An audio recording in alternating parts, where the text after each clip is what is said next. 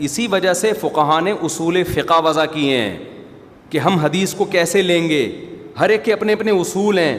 امام ابو حنیفہ کے اپنے اصول ہیں, امام شافعی کے اپنے اصول ہیں, امام احمد کے اپنے اصول ہیں, امام مالک کے اپنے, تھوڑا تھوڑا میجر اصول تو سب کے 99% ایک ہی جیسے ہیں. 1 یا 2% اصول ایسے ہیں جن میں کیا ہے, اختلاف ہے. تو ایسے ہی تھوڑی فقہاء نے اتنی محنتیں کی ہیں اور بس آپ کہہ رہے ہیں جو بھی میرے سامنے حدیث آ گئی میں کیا کروں گا, عمل کروں گا. امام شافعی کے سامنے حدیث آئی, انہوں نے اس پہ عمل نہیں کیا, ان کے سامنے دوسری حدیث تھی, انہوں نے اس کو اصل بنایا, اس میں تعویل کی. ابو حنیفہ کے سامنے حدیث آئی, انہوں نے اس کو اصل بنایا, اس میں تعویل کی. تو ایک پورا باب ہے.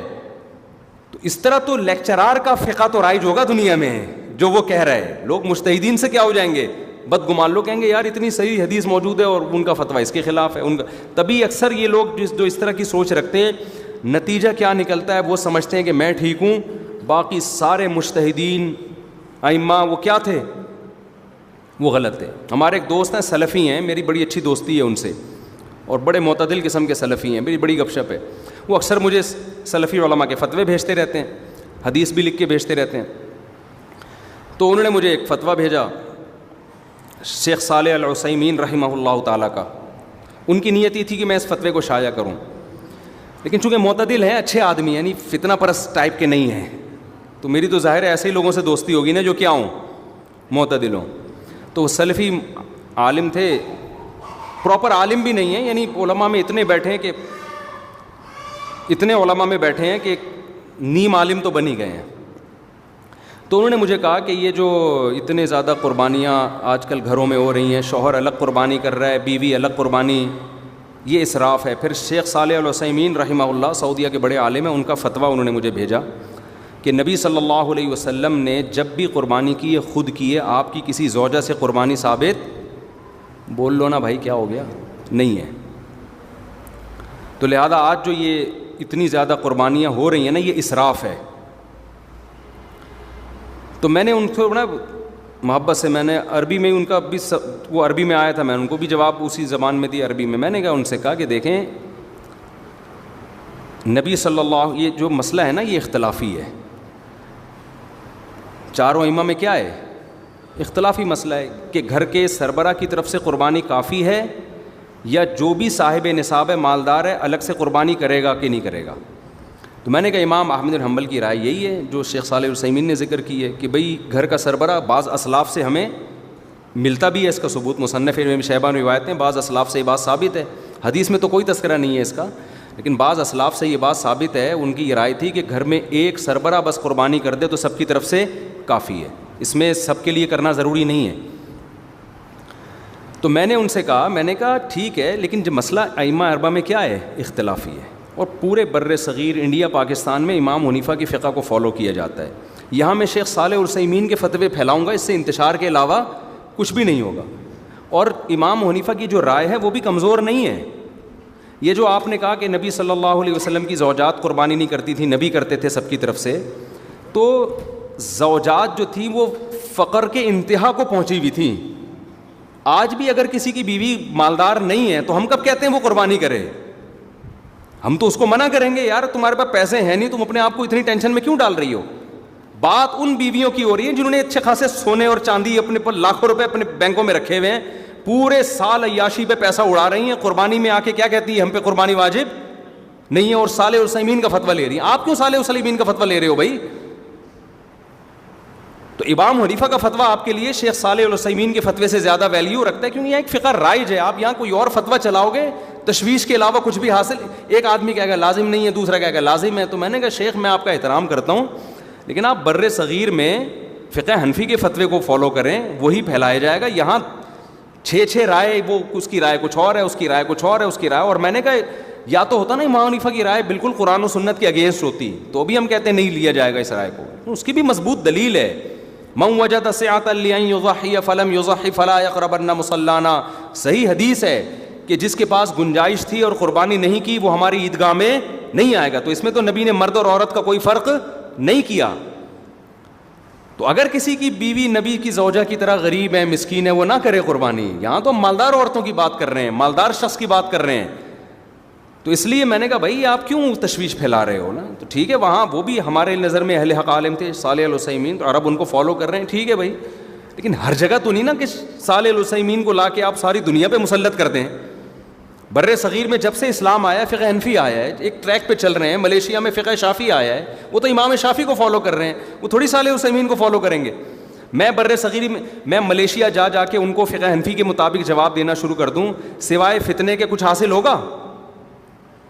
ملیشیا میں تو میں بولوں گا بھائی شافعی فقہ کو فالو کرتے آ رہے ہو, امام شافعی بھی ہماری رائے میں برحق ہیں, ان کے پاس بھی دلیل ہے, کوئی بات نہیں. تو یہ ظرف آپ کو مقلدین میں ملے گا اور بعض اہل حدیث میں ملے گا. ہمارے اہل حدیثوں میں یہ ظرف یہاں کے زیادہ خطرناک ہے. سعودیہ میں تو پھر بھی میں نے دیکھا ہے کہ تھوڑا ظرف ہے ان لوگوں میں, تو یہ ظرف پیدا کرنے کی ضرورت ہے.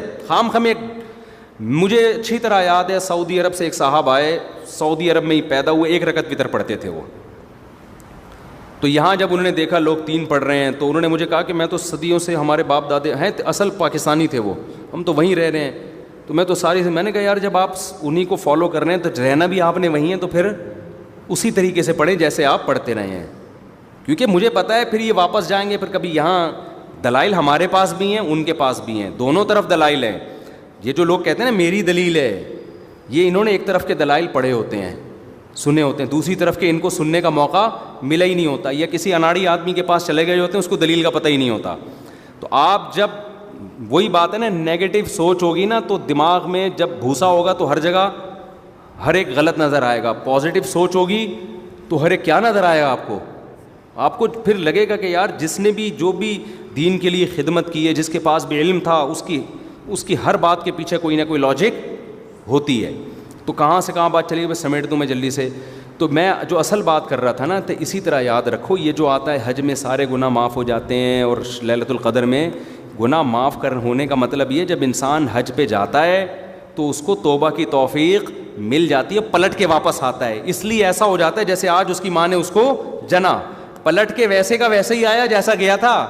صغیرہ گناہ معاف ہوتے ہیں, پھر کبیرہ معاف نہیں ہوتے. ہاں اللہ اپنی رحمت سے کر دے تو کوئی اللہ پہ پابندی نہیں, لیکن قاعدہ ضابطہ یہ ہے کہ کبیرہ گناہ توبہ کے بغیر معاف نہیں ہوگا. تو حج سے کیوں معاف ہوتا ہے؟ اس لیے کہ حج میں توبہ کی توفیق ملتی ہے. اتنی قربانی لاکھوں روپے خرچ کر کے گیا, مینا میں کتنی قربانی ہے, مزدلفہ میں ہم جب ٹھہرے ہوئے تھے نا, ہمارے تو ایلیٹ طبقہ تھا سارا, کراچی کا, ڈیفینس کا, اور امریکہ سے لوگ آئے ہوئے تھے. مزدلفہ میں ہم جہاں ٹھہرے تھے نا, تو وہاں جو ہے نا جتنا بھی وی آئی پی حج ہو, حج کے 5 دنوں میں وی آئی پی پنا سب ختم ہو جاتا ہے. اس لیے میں لوگوں سے کہتا ہوں یہ جو وی آئی پی کے چکر میں جاتے ہیں نا, بڑا اچھا وہ یہ ہوتا ہے, لیکن جو حج کے 5 دن میں ان میں سب برابر, ان میں سب ایک ایسی کی تیسی ہو جاتی ہے اس میں آدمی کی. تو کیا ہوا ہے کہ وہاں مزدلفہ پہ جب ہم پہنچے ہیں تو وہ جگہ ہی نہیں ملی. ایسی جگہ تھی سڑکوں کے بیچ میں, تو بالکل کراچی میں جو چرسیوں کا منظر ہے نا, جو پڑے ہوئے ہوتے ہیں سڑکوں کے بیچ میں, بوتلیں پڑی ہوئی ہیں, تھیلیاں پڑی ہوئی ہیں, بیچ میں چرسی نہیں ہوتے. میں نے تو وہاں بیان میں ان حاجیوں سے بہت معذرت کر کے کہا, میں نے کہا میں ایک بات آپ لوگ کے بارے میں کہنا چاہتا ہوں. مینا میں نے بیان میں کہا کہ آپ لوگ جب مزدلفہ میں ٹھہرے تھے نا, بالکل کراچی کے چرسی اور ہیروئن مجھے یاد آ رہے تھے. ہم بھی وہیں پڑے ہوئے تھے. کتنی قربانی ہے یار. جو لوگ کبھی ایئر کنڈیشن سے باہر نہ نکلے ہوں, مٹی میں بیٹھے ہوئے ہیں اور پڑے ہوئے ہیں, احرام کی چادریں دائیں بائیں ہو رہی ہیں, خواتین بھی ایسے ہی بیچاری پڑی ہوئی ہیں, اور وہ بہت مشکل ہوتا ہے. مزدلفہ سب سے ڈینجرس ہے کیونکہ وہاں خیمے ویمے بھی نہیں ہیں, کیونکہ قیام بہت. پھر اس کے بعد جو پیدل چلنا شروع ہوتے ہیں, پاؤں میں چھالے پڑ گئے لوگوں کے. بس میں بیٹھنے والا اس سے زیادہ بیچارہ رسوا ہو جاتا ہے. اتنی لمبے یعنی ٹریفک پھنس جاتی ہے, الٹیاں لگ جاتی ہیں لوگوں کو.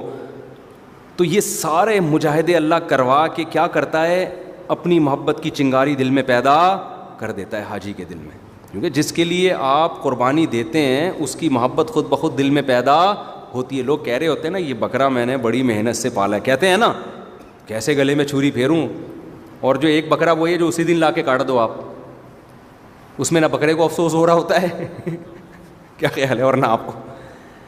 جب آپ اس کو پالتے ہو, اس کی مینگنیاں صاف کرتے ہو, روزانہ نہلا رہے ہو اس کو, پھر بکرا بھی رو رہا ہوتا ہے اور کاٹتے ہوئے آپ بھی رو رہے ہوتے ہو. تو اسی طرح حاجی سے اللہ اتنی قربانی لے لیتے ہیں. پھر حج کی ساری عبادتیں خلاف عقل ہیں.